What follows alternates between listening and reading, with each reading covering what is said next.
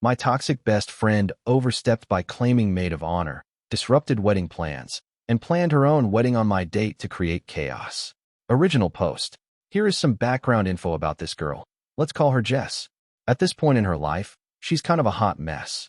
She's one of those people who airs everything on Facebook, who has a new love of my life every month and a new best friend every few months. Her relationships and friendships usually end terribly, with both sides hating each other. How did I become her best friend? Well, she hasn't always been this way. She was relatively normal 5 years ago when I met her, save for the normal early 20s drama. But in the last 2 years, she lost her mom to cancer and her grandpa to old age, and she doesn't have any other family. She dropped out of school and found out her boyfriend at the time was cheating on her. After the breakup, I was acting like a shoulder to cry on since she had pretty much hit rock bottom. A few months later, she was telling everyone how close we were and started tagging me as her best friend. A few months ago, I got engaged. Unbeknownst to me, she started telling everyone she was my maid of honor, even though I've always planned on making my sister my maid of honor. But this was right after Jess's mom had died, so I just improvised and said I would have 2 maids of honor. It's still not what I would have liked, but I literally couldn't bring myself to tell this poor girl I don't consider her my best friend.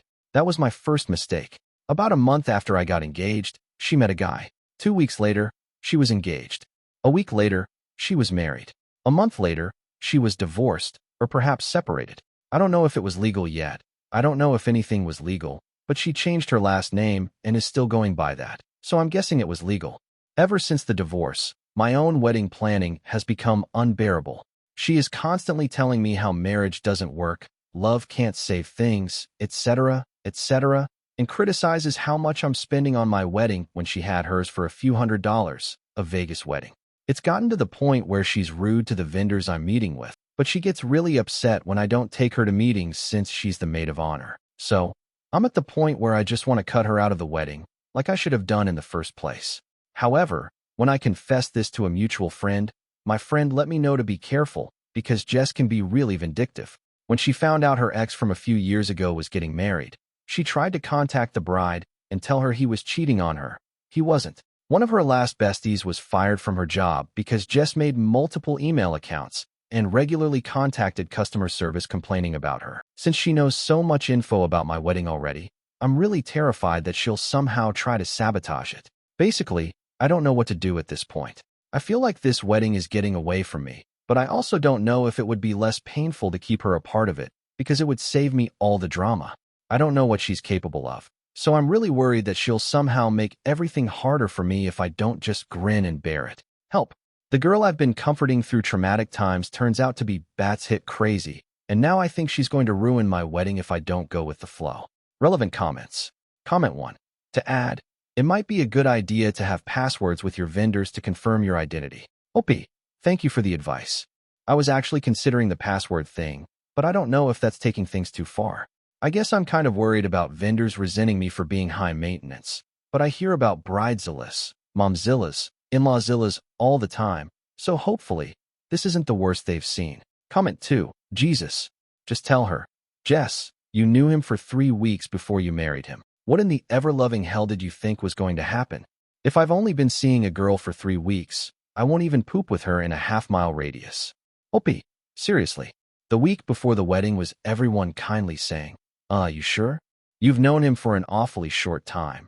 And she responded, everyone's jealous because they can't be us. Yeah. Comment 3.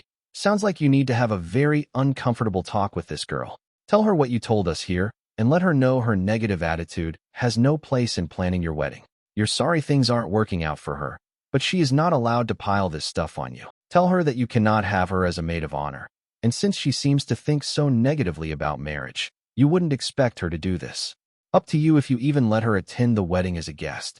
OP. Oh my God.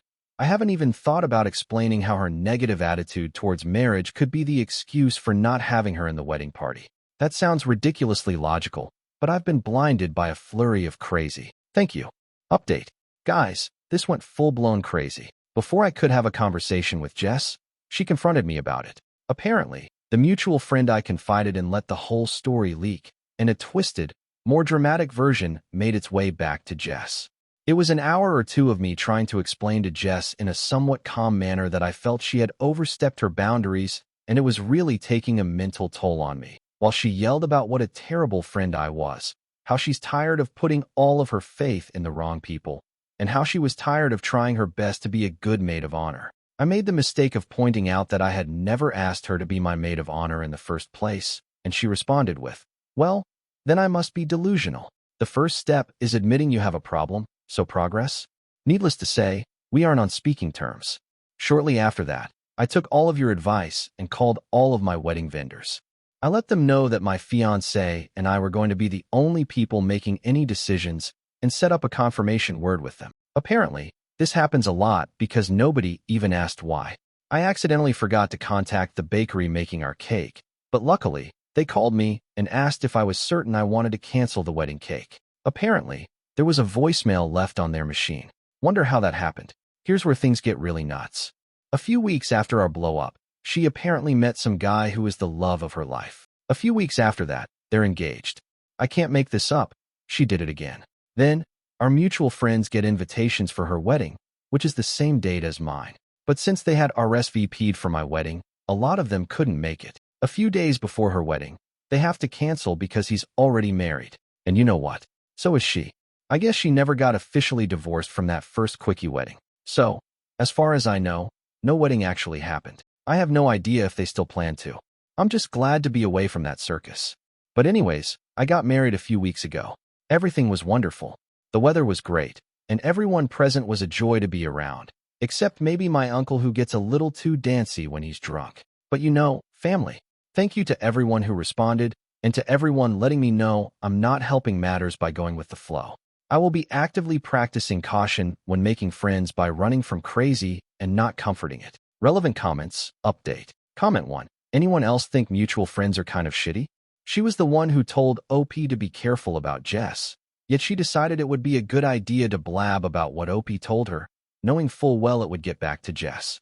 Now, instead of telling Jess on her own terms, OP got ambushed instead. OP. I actually asked her about it a few days after the blow-up. Her defense was that she didn't actually tell Jess. She told another mutual friend of ours, who told someone else, who told someone else, who told Jess. So technically, it wasn't her fault, which is how, by the time it got to Jess, the story was somewhere along the lines of, OMG, OP is telling everyone you're ruining her life and sabotaging the wedding.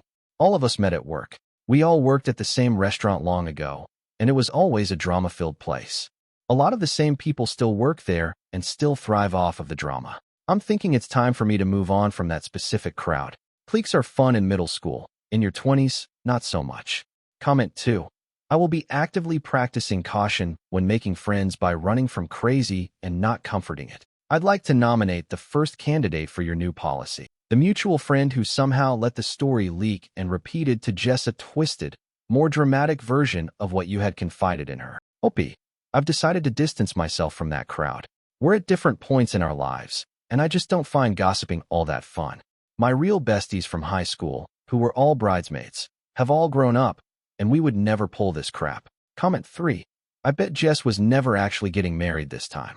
It was just a plot to ensure at least some of your friends didn't make your wedding. OP. I suspect that as well, but since she's done it before, I wouldn't be surprised if she actually went through with it. I'm assuming they were both trying to get divorced before the wedding and realized they wouldn't be able to in time because, you know, some stuff takes time and can't be erased in a jiffy, so they couldn't do it. I get the feeling this guy is either really stupid or just as crazy as she is. So at least they found each other. Now, to the next story. Am I the jerk for refusing to help my father and stepmother and telling them they deserve the karma hitting them hard right now?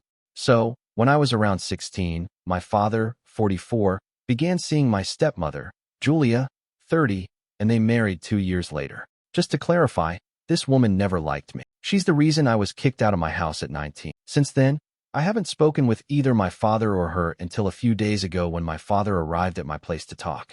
I'll get to that later, but first, I need to explain what went wrong so you can see who Julia truly is. My mother died when I was just 9 years old. My father had been in other relationships since then, but he was completely committed to Julia from the start. She moved in with us within a few months.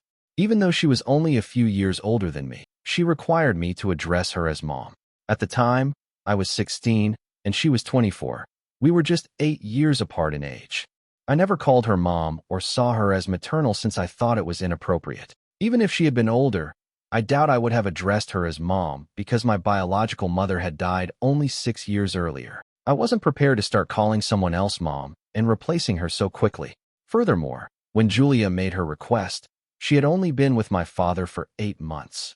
They might take their relationship at their own pace, but that didn't mean I had to accept her into my life at the same rate, especially since she hadn't tried to get along with me. I calmly informed her that I would not feel comfortable referring to her as my mother because I did not feel linked to her or see her as a maternal figure. I don't believe I was impolite, but she began to pick on me for no apparent reason after that. She would either be extremely hostile or completely ignore me. It was strange, and it was evident that my refusal to address her as mom was the cause. I never understood why it was so important to her. As far as I was concerned, my father adored her and had totally accepted her as his companion. That should have been enough, but she was fixated on being my mother. She even behaved like she was, albeit not in a good or compassionate manner. She would order me around and pretend to have authority over me. It was as if she wanted to establish herself as a capable mother figure. This behavior bothered me. I'd remind her that she wasn't my mother and didn't need to be so involved in my life since I wasn't ready to give her that responsibility. She'd complain to my father, we'd argue, and things would become uncomfortable. But in the end, my father and I loved each other enough to reconcile, despite Julia. This was how we spent nearly 4 years. After they married, I assumed Julia would start acting normally because she no longer had any reason to be insecure. However, their marriage made her even more determined to become my mother. A few months after their wedding, she sat me down for the same conversation. This time, she said she would love it if I called her mom since, now that she and my father were married, it would help complete our family. She required that I acknowledge her as my mother before anything could happen. By then, I'd seen her true colors. I couldn't believe she had the arrogance to demand that I call her mom after mistreating me for the previous 4 years. I wasn't especially pleased with their marriage because I knew she didn't like me, and to be honest, I didn't care for her either. I've never been one to mince words, and at 18, I made that abundantly plain to her. After the way she had treated me over the previous 4 years, I had no desire to accept her as my mother or assist her in realizing her dream of a perfect family. I advised her to concentrate on being married to my father and stop worrying about becoming my mother because it was pitiful. I informed her that I already had a mother whom I adored and that just because she died in an accident didn't mean the post was open. In very straightforward and respectful terms, I told her that I was not going to replace my mother and that she should stop trying. I also added that her fixation with being my mother was strange, scary, and completely unappreciated, especially given how brutally she had treated me simply because I refused to call her mom. I'm not proud of it because it wasn't very nice, but I did hint that her obsession was psychologically abnormal. That remark evidently irritated her, since she stopped speaking to me entirely following that chat. It was as if I didn't exist for her. At the time, I didn't think it was an issue.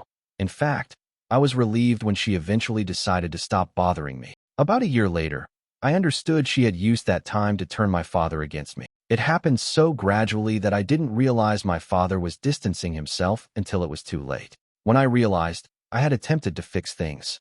I tried multiple times to bond with him, hanging out, talking, and reconnecting. But he was either too busy or constantly with Julia. I recognized that his priorities had evolved after his second marriage, and I attempted to give them space. But it backfired because Julia took up all of his available space in life. Things only got worse after I moved away to college. Whatever little communication I had with my father was vanishing as well.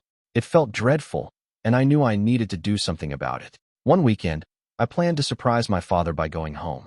I anticipated him to be pleased, but he appeared annoyed. He informed me he had planned to go out to dinner with Julia, but now that I was home, he couldn't do so. I found this quite offensive and challenged him about his actions. I told him he was acting aloof and strange, and it pained me that he wasn't even pleased with my surprise visit. I conveyed that it felt like he no longer cared about me. In despair, I lashed out at Julia, accusing her of turning him against me.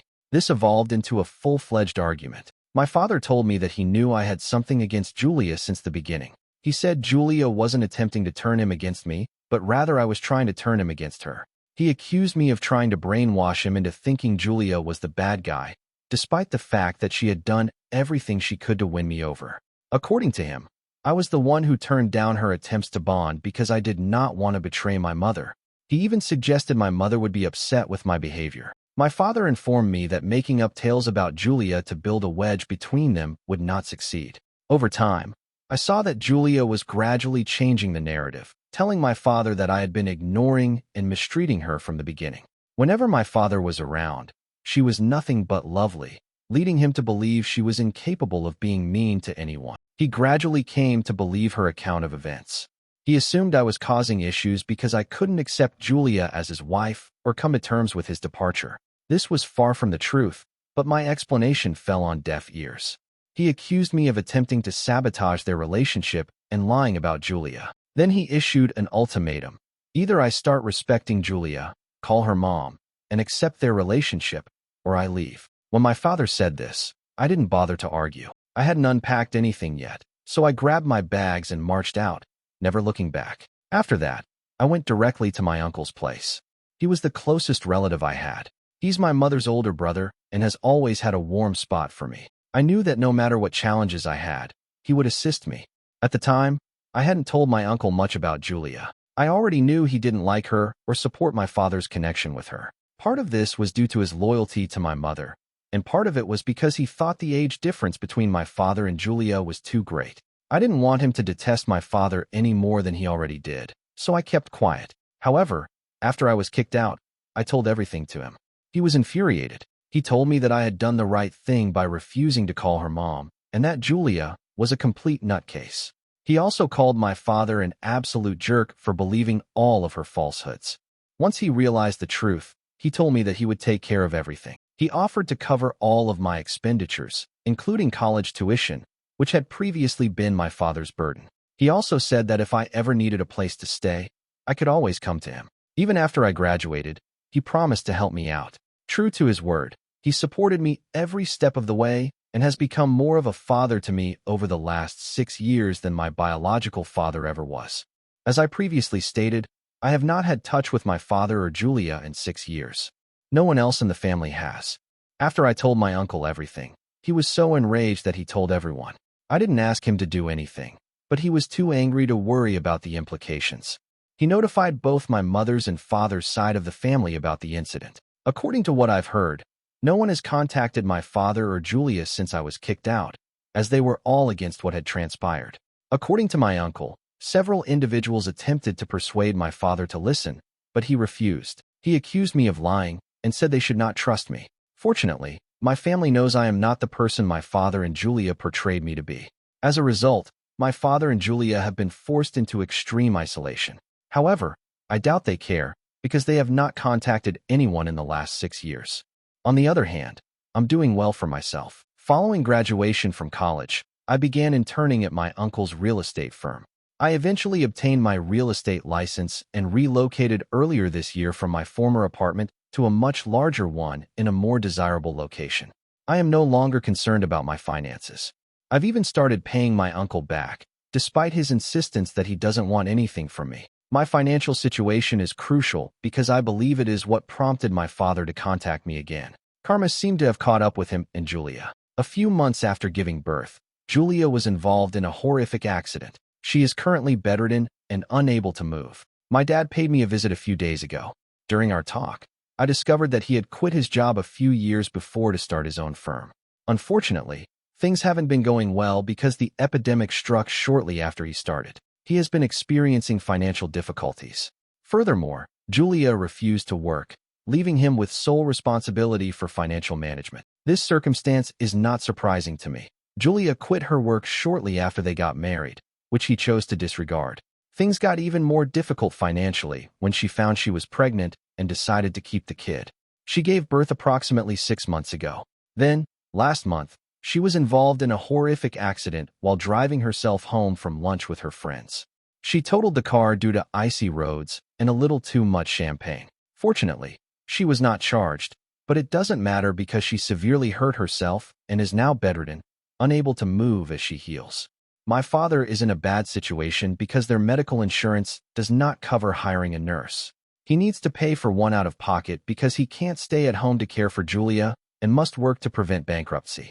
Meanwhile, they'd been leaving their kid with Julia's parents, but her parents just informed my father that they couldn't watch the child every day because they needed to live their own life. This resulted in a dispute between my father and Julia's parents, with him accusing them of being greedy. As a result, they refused to look after the baby anymore. My father, now out of alternatives, admitted he had no one else to turn to and chose to contact me for assistance.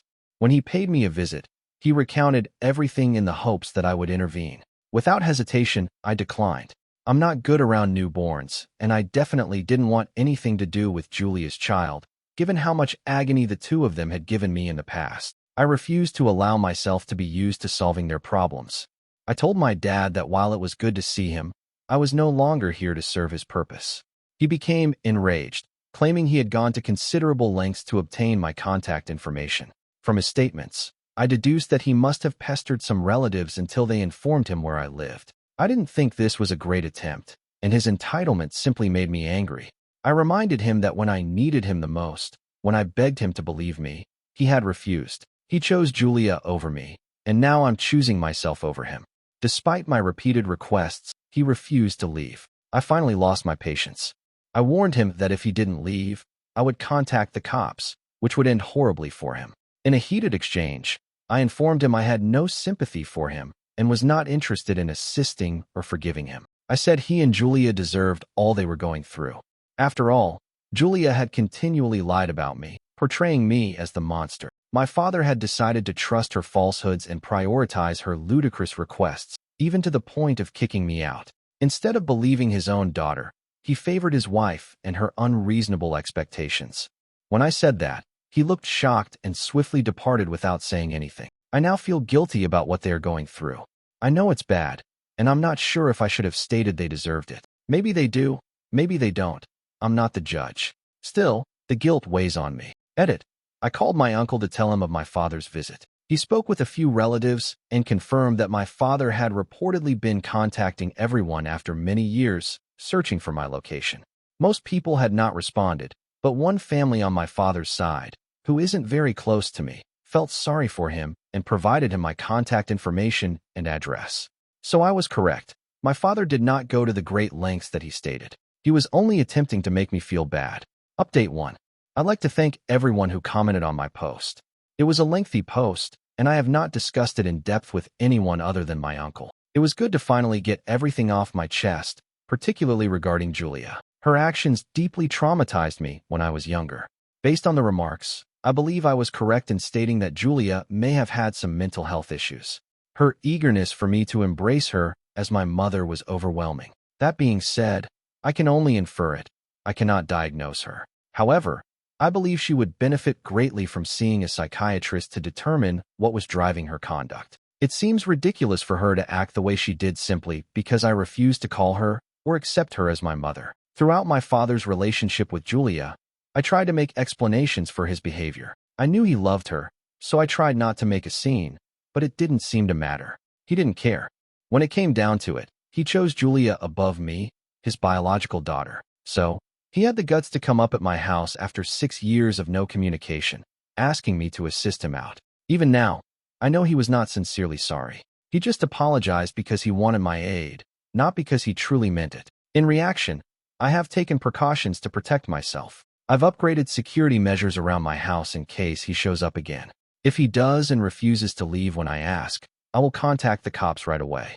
Ideally, I'd prefer that he not show up at all, but I realize that's wishful thinking. He's going to come back and attempt to get me to help him again. He already has my contact details. He had been contacting me for the past few days, but I blocked him after a few hours. It's been nearly 5 days since his visit, and I presume he's been taking his time. However, I have a feeling he'll come up again. Just so you know, I'm not afraid of what he may do. It's just that I'm already emotionally spent, and I don't want a long argument with him. That is why I am taking every precaution to avoid protracted chats and have him depart as soon as possible. I'm hoping that when I see him again, it won't be too emotionally draining. Update 2. 2 days ago, I posted here that I was confident my father would return. Actually, he did. He waited a week since our last meeting and came up today. When I spotted him standing outside and ringing the doorbell, I told him over the intercom that I didn't want to speak to him. I had just gotten home from work, so I was exhausted and not in the mood to deal with him. When he refused to go, I grabbed my phone, contacted the cops, and reported him for trespassing. He couldn't hear me from inside and had no idea I'd contacted the police until they arrived. He waited outside my door, beating on it and complaining that I was being too hard on him. He stated Julia admitted to making everything up and that they were both deeply remorseful for everything. He explained that all they could do now was apologize and hope for the best, as they couldn't go back in time to fix things. He insisted I give them some leniency, especially given what they're going through. I couldn't believe that even after discovering Julia had lied to him, prompting him to kick me out, he became defensive rather than admitting his sins. He was taking the entire issue so nonchalantly, which was annoying. However, I maintained my composure and did not speak to him. Thankfully, the cops arrived shortly because his "what can we do about it now" attitude was really getting on my nerves. It was especially distressing because he had wrecked his relationship with his own daughter due to Julia's lies and still couldn't hold her accountable. When the cops arrived, he lost control and began yelling at me, claiming I had lost my mind and had no right to call the cops on my own father. I didn't care. I described the entire thing to the cops. I doubt he will face any charges, but I hope this teaches him a lesson. He did not physically resist being dragged away, but he did stare at me the entire time. I could see he was mortified, but I didn't mind. I was so pleased that he was being removed and that I would no longer have to deal with him. It may sound callous, but after today, seeing how little he appeared to care that Julia lied and ruined our relationship, I feel validated. What I mentioned was completely accurate. He and Julia deserved each other, and, more importantly, they earned everything that was happening to them. Perhaps the small one didn't deserve it, though. The only person I feel sorry for in this circumstance is my half-brother. There's not much I can do about it, but hope for the best. I sincerely hope for the best for him, at least, since I have nothing against him. He's merely a youngster who has no idea what his parents are like. I'm praying that he doesn't get caught up in all of this commotion and has to suffer as a result. If he does, he will be the second child Julia and my father have failed after me. Update 3. After the officers took him away, my father did not contact me for over 3 weeks. Then, a few days ago, I got a text message accusing me of being awful. The message stated that I was a terrible person and that they regretted reaching out to me in the first place. It stated they were ridiculous to expect me to understand their situation because I've always been a selfish brat who didn't care about anyone else. According to the message, selfishness, not Julia, damaged my connection with my father. The message came from a number I didn't recognize, so I assumed it was my father or Julia. It doesn't matter. That was the last I heard from them, and they haven't contacted me again since. Interestingly, I heard about my father and Julia again today. My uncle called to tell me that a few cousins on my father's side had notified him of their current situation. Apparently, my father and Julia are now living separately because he has been asked to leave his home. Julia's parents have moved in to care for her and the baby. According to my uncle, my father considered leaving the infant in foster care until they could get back on their feet. Julia became outraged and threatened to divorce him. Although he was able to calm her down, she was still so enraged that she had him kicked out of the house while she healed. I find it amusing that after kicking me out, he is now experiencing the same situation. One thing is certain, Julia has a mental health problem. Normal people do not behave in such extremes.